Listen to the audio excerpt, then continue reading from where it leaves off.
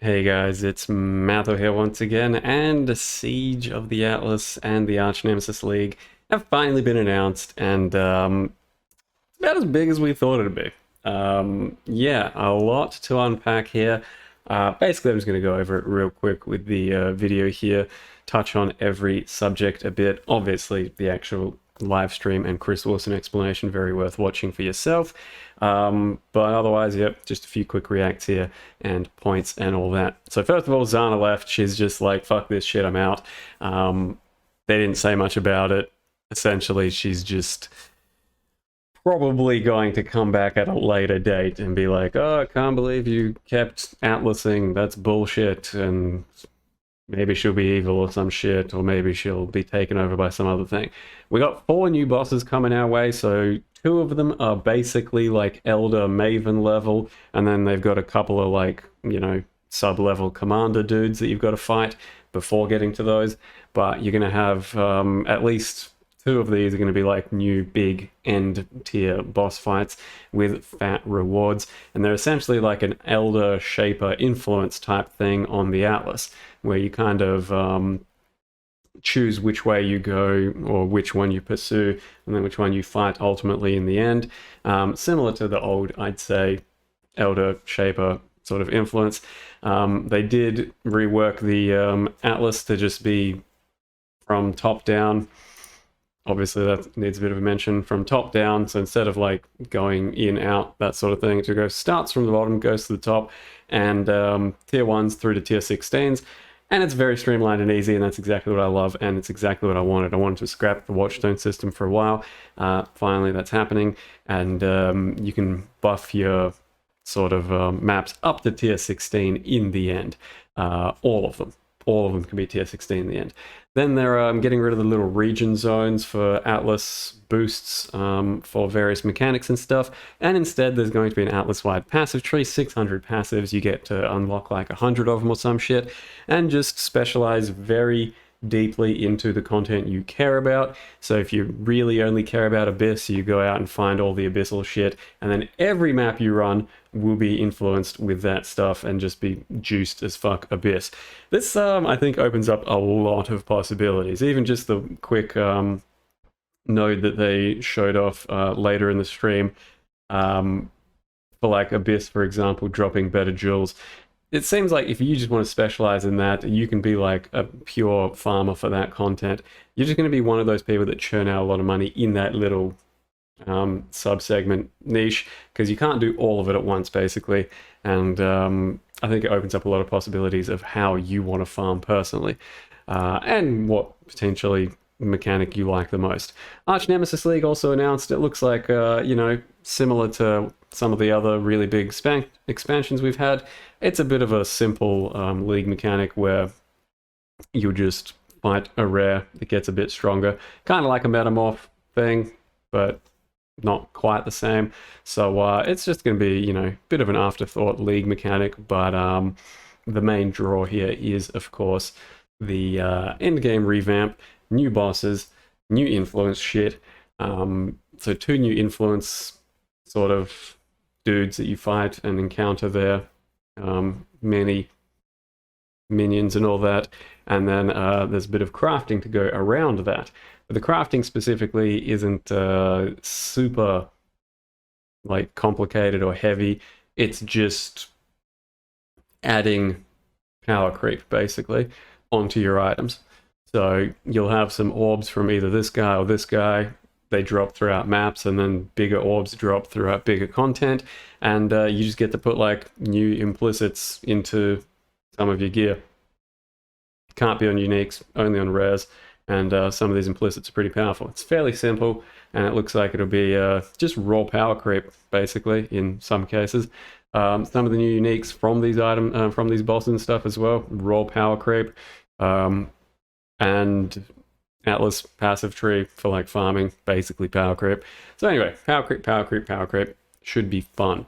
So as you can see, you'll have the choice between going one way or the other, or even just Maven still is a thing. But you can either go for one influence or the other influence, and then work your way through your maps and eventually fight the actual boss that you're influencing towards. And then, yeah, it's kind of up to you. There's fat new uniques. Yep, uniques. Yep, yep, yep, yep, yep. So there's these void stones that you'll get off of the still very big bosses like Uberelda, Maven, some shit like that. And instead of the old watchstone system, which is convoluted and complicated, these are just basically simple. You'll, put in one of the void stones and just upgrade all of your maps by a few tiers. Put in all of the void stones, and all of your maps are just going to be tier 16 all of a sudden. And it looks like it doesn't really matter whether you've got them in or not. It's not going to like affect your overall like ability to farm shit like the current watchstones do, where you get awakening levels, that sort of thing. So that's good. The Atlas passive tree, of course, already gone over that. So yeah, big Path of Exile stuff. And early on, you do complete like your first 20, 30 maps pretty damn quick, all tier ones and shit. So you get to really start specializing very early on. And they said they've kind of front loaded the tree to be a bit more like powerful, I think, early on. So I reiterate right now before going any further into the next 3 months, it doesn't matter what I picked for this. It won't matter what I pick, what fucking Zizaran picks, what some god tier farmer picks. You pick what you want because this is designed, and the entire point of this type of thing is to be specializing in what you like or what you think is going to be the most fun. Of course, if you're just like, hey, Mr. Streamer Man, what gives me the most profit? Possible. You'll have to find someone else to give you that information because I don't really chase that down, and it's going to be hard to figure out for quite a while, I think. But yeah, there will be dudes that definitely try and give you that information. Just try and hunt it down for you. This thing's going to be definitely churning out the most money. But like I said, I think it just really depends. If everyone's going one way, you can go another, specialize in something else, and then you'll be the specialist of that and making all of the money in that corner. So it's going to be hard to tell what's going to be most profitable anyway. I think this one looks pretty damn good. Like just farming abyssal jewels all day and abysses and getting really sick 5-6 modifier ones and combining it with the other abyss uniques sounds pretty fucking powerful to me. Yep, so good shit. As far as the Eldritch implicit modifiers, so we currently have influence items. This is an example of one of the Eldritch sort of currencies that's going to give new implicits.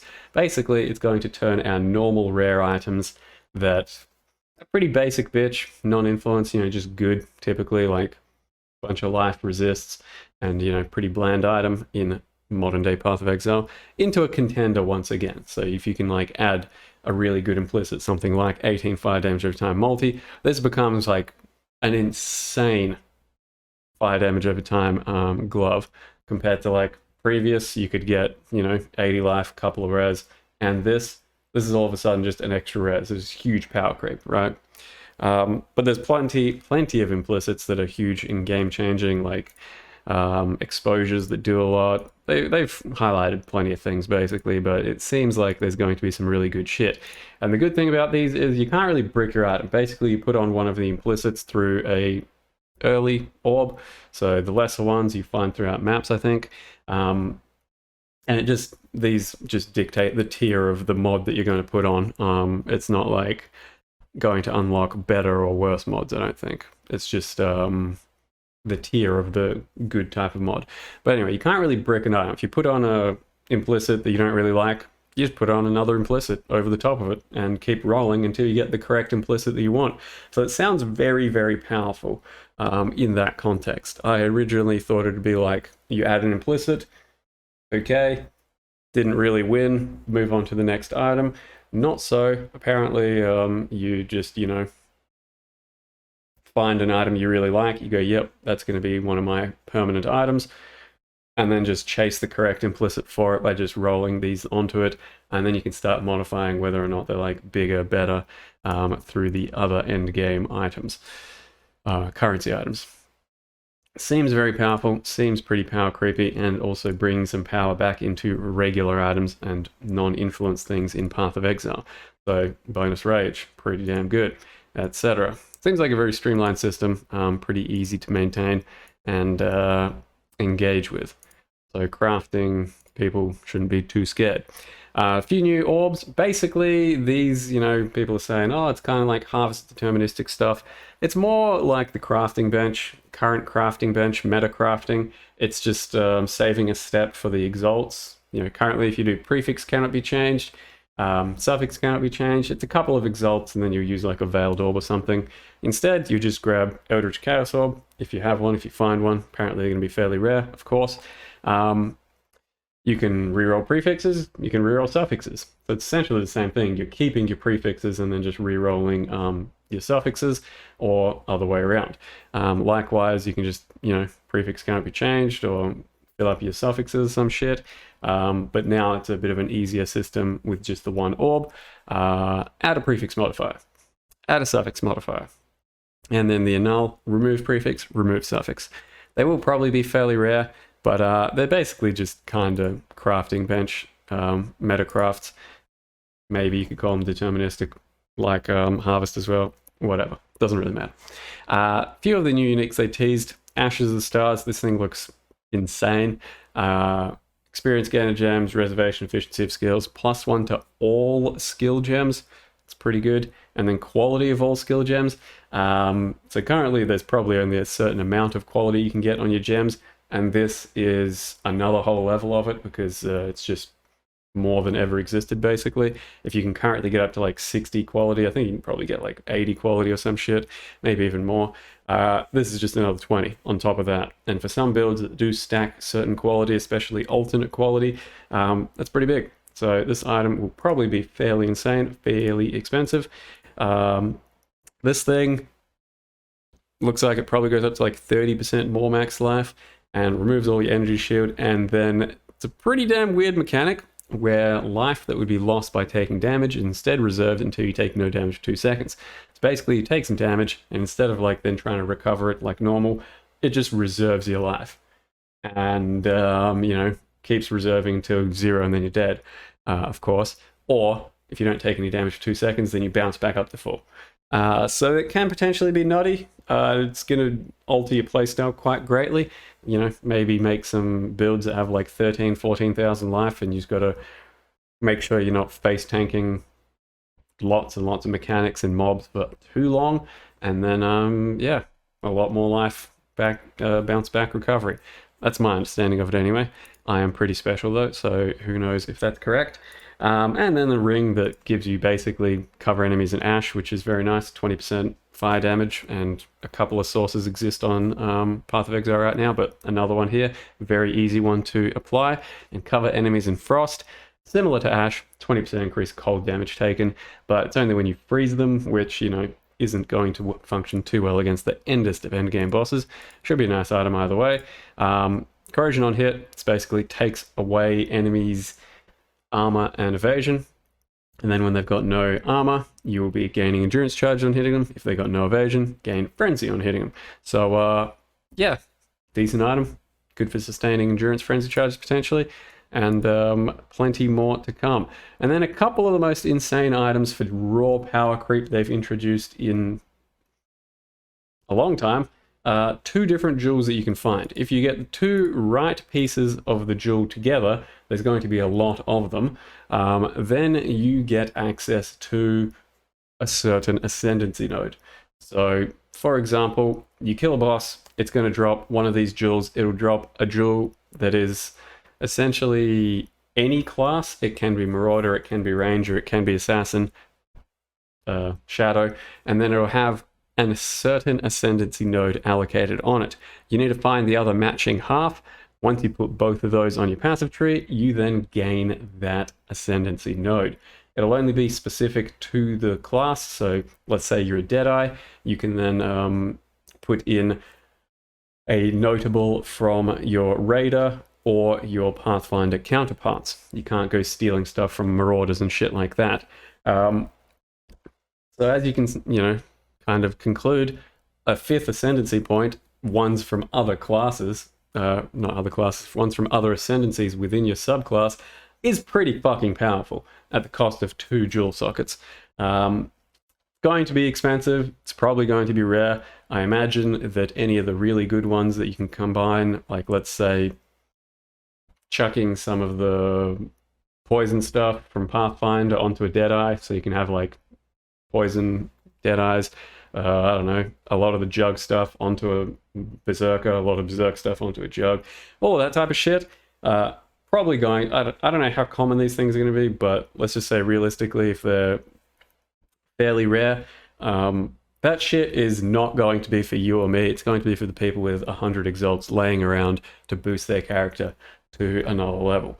And it's unfortunate, but you might be able to get some pretty, cheap, pretty undesired ascendancy nodes from other ascendancies. People that don't really want them. Maybe those are going to be a bit cheaper, but obviously just raw power creep and a very fun chase item to be going for. So it should be a big, interesting thing to go for. Favored maps, so just favored map system. You can favor maps a lot quicker and easier after unlocking just like certain things instead of the previous convoluted system. And you can get, I think, up to 12 favored maps, and you can favor one map like 12 times as they show. So you can just straight up do towers over and over and over again, and it's like 10 times more likely for each time you favor. So you can favor tower 120 times more if that's how you really want to play the game. By all means, that's what you can do. Sextants, so they're putting some of them onto the Voidstone still if you want to, still sextant shit, but they've taken away a couple of really powerful ones like Nemesis dropping 3 items because it's too powerful. 3 currency items, sorry. Too powerful. Fuck them. It's gone. Otherwise, yep, just sextants are going to go across the entire system now, which is pretty good. But once again, it's only going to really apply if you want to start doing those tier 16 type things. And another thing, yes, you can now store some of your sextants. So if you use a sextant on your Voidstone and you don't want to run that, or you can't make full use of that, and it's a fairly rare one, then you can store it and sell it to someone else. That's a very good thing to be doing, because there's been plenty of times where I roll a rare sextant and I'm like, oh man, that's really good, but my character's kind of shit, or it's not set up very well to make good use of all of this. Do it anyway. It's a big loss, but instead you can sell it, and some of these really rare ones might be like 50, 100C, something like that. It's just good free money for us that aren't necessarily capitalizing on this. Zana gets replaced by Commander Kirak, and he's got different versions of objectives and ways of like putting in missions and shit. So basically still free maps and just different objectives and stuff. Been a bit changed up, and you can re-roll his missions and shit. Not going to go too much into anything like that. Our previous conquerors are now going to be map format, as we could guess from a week ago or something. And then you can fight Cirrus once you get the 4 fragments, same as the other dudes. And you can still find your influences. For example, as well here, another thing, some things have been added into the base pool, so all gem levels, skill gem levels on amulet influences now being added to basic amulets, which should create a lot of powerful nutty amulets, since people find thousands of amulets a day on the market. There's going to be a lot of really nutty ones like this. They will probably be expensive though, because it's a very powerful modifier. And then the Arch Nemesis Challenge League. So there's not really too much to go into here. You come across these pillars throughout your map, and there's basically going to be one big rare to fight, Nemesis, and you can juice it up to 4 times with these items you find. It'll make the monster a bit scarier, like it'll do a bit of mechanic or something, but it'll also give an extra reward. And then as you do more throughout that map, up to 4 times, you can stack those rewards, and it'll just give bigger rewards at the end, but also be a tougher enemy. So it's very similar to like a metamorph mechanic, I think. The more you put on there, the more dangerous it'll be, and the more rewarding it'll be. It's just a bit of a different version of that. Pretty simple, I think, in the end, and it should be easy to engage with, or you can just not engage with it at all. It's, up to you, but it looks like it'll be rewarding enough to justify every now and again, at least. Not too much to really delve into there, I don't think. The main brunt of this expansion is basically the expansion. And then the game balance that they talk about is, of course, the hand casting buffs and the bow buffs. that I went over in the manifesto. There aren't, there are unfortunately no new skills coming to this patch. You know, they can only do so much, and there's just a few support gems that have already been teased. So that's a shame, but you know, some revamps on skills and big upgrades. Still kind of a meta shift of archetypes and stuff. The new stash tabs that have been introduced now are the gem one. So gem stash tab, it's fucking insane. It's going to make things way easier to sort and sell and stuff. And they did, if you don't buy the stash tab, you can still have affinities for gems allocated to your other stash tabs. So you can still have a gem stash tab of your own if you don't buy this. That just, you know, puts all your gems into that tab. So that's very good shit. And then a flask one as well. Once again, don't have to buy it, can just do affinities for it. But that is really good stuff. And then, of course, they're going to have, not of course, but they're going to try and bring back, oh my god, dude. Look at this dude not maintain 20 stacks of Fortify. That's what I was talking about.